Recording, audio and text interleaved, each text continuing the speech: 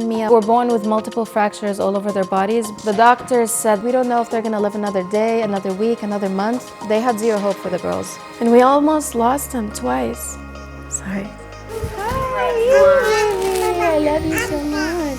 Fast forward 4 years later, everything that they're able to do now, like from sitting up independently to like rolling. Bend your knees up, now lift. To even eating on their own, this is just huge. I have trust in my girls, that's why they made it this far. And here's one for Maryam, and here's one for Mia. Thank you. What do you say, Maryam? Thank you, Mama.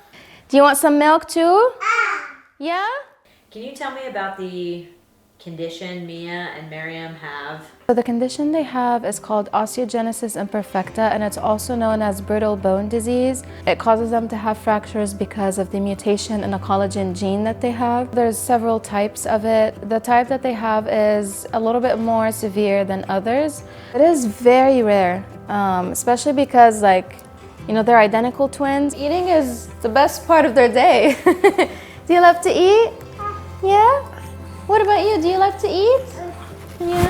You eating that one? Not only does it affect their bone quality and it causes it to be weak and fragile, but it also causes them to have muscle weakness across their body. So both girls weigh between 13 to 14 pounds, and they are 25 inches. The girls are like the size of like an 8-9-month-old baby.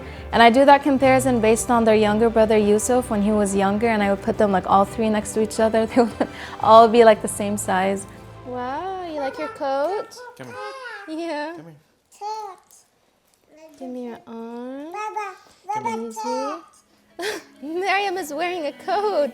My husband and I were first made aware that Maryam and Mia were going to be born different at the 20-week anatomy scan. The arms and the legs, they said that they were measuring a few weeks behind. And I think I remember he said that the chest is going to be a bit small for the size of the body. So why? We're like, okay, so basically you're saying they're going to have some form of dwarfism. And they were like, yeah.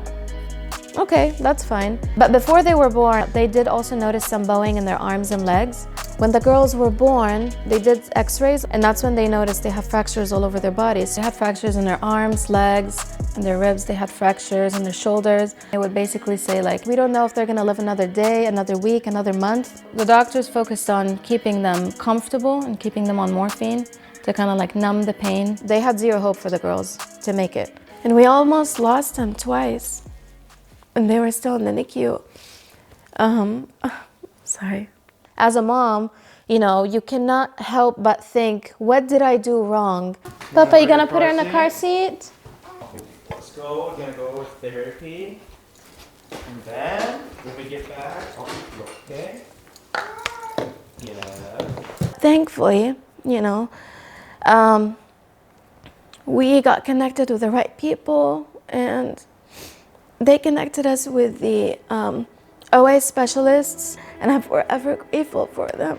Slowly, we were able to go down on the oxygen. So both girls were discharged from the NICU on January 17 of 2021. Okay, bye!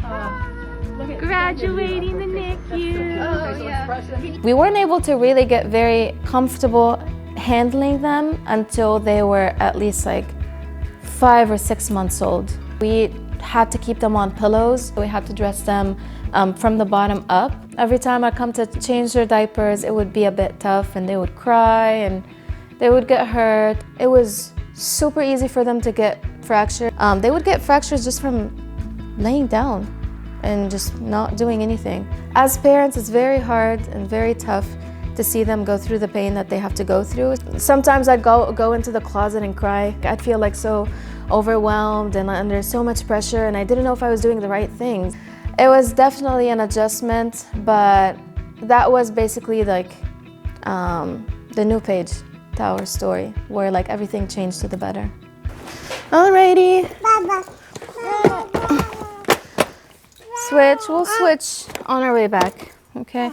You can be there and then Mia can be here. Alrighty? We got them fully rodded this year. So they have rods placed in both of their humerus bones, both of their femurs, and both of their tibias. And we get an infusion once every 3 months. It really helps strengthen the bones. They get PT once a week, OT twice a week, and speech once a week. And we also have them enrolled in aqua therapy. They've been getting physical therapy at this clinic since I believe it was maybe March or April of this year. And just since then, we've seen like a remarkable change, a more remarkable like progress with the girls. The goals are to get their core muscles strong and get them to be able to do more things with their bodies, whether it's sitting up independently or rolling or tolerating being more on their tummies and lifting their heads upwards, kind of like how a baby would do before starting to crawl. So we've been working on sitting them up independently and sitting up on a hard surface, not just a soft surface. So this is what Mia's doing over here, and she's working on reaching with both hands and trying to maintain the balance of her body. You gotta use your muscles here. Ready? Bend your knees up. Now lift. Keep this arm down. You can do it. Just your legs. Push. Are you all done, dinosaur? 2 more. Ready? Okay. We can be all done. 1 dinosaur. more. All right. So I want you to Good sit up job. tall. You did it. Fast forward 4 years later, with them getting the infusions, them getting all the therapies, they're not on oxygen, they don't have feeding tubes, they can eat and drink anything, they can sit up, they can move, they can roll. The last appointment we had with the OI clinic, they did x-rays and bone density scans on them. They said that the results are 50% better than last year's. They told me, they were like, it's amazing how far they've come. And I told them, yeah, I know. I have trust in my girls. That's why they made it this far. Now I think that I have a much clearer image of what their life is going to be like down the road when they're like in their 20s. I am confident that the girls will be able to be independent, and I think that they'll be able to have a good life. My family life right now is beautiful. We're very blessed to have this beautiful family that we've made for ourselves. I love seeing all the kids grow and have this beautiful relationship that they have with each other. So Yusuf is now, he will be 2 years old next month. He's still trying to understand why he has to be gentle, why he can't just hold a toy and throw it at one of the girls, you know, or like why he can't just run and hug them. But the older he gets, the more he understands. I feel like whenever they do grow up, he's going to be this loving brother who they can always lean on, you know, ask for advice, ask for help, for assistance. And this is what my husband and I are working so hard on our kids, to make sure they have this relationship. We don't want to just separate them because of their condition. Do you love baby Yusuf? Do you love him? We hope that the girls feel very positive and feeling like they could accomplish everything and anything they want in life. I want them, whenever they do grow up, to feel like nothing is impossible for them to accomplish. We decided to start filming the girls' journey on social media. So when the girls do grow up, they see all the positive comments, they see their own progress, they see that, you know, yes, I was born, you know, I struggled with this and that, but look at me now. Look at where I am now. Our journey started with pain, but I know it's going to have a really nice, happy ending for the girls.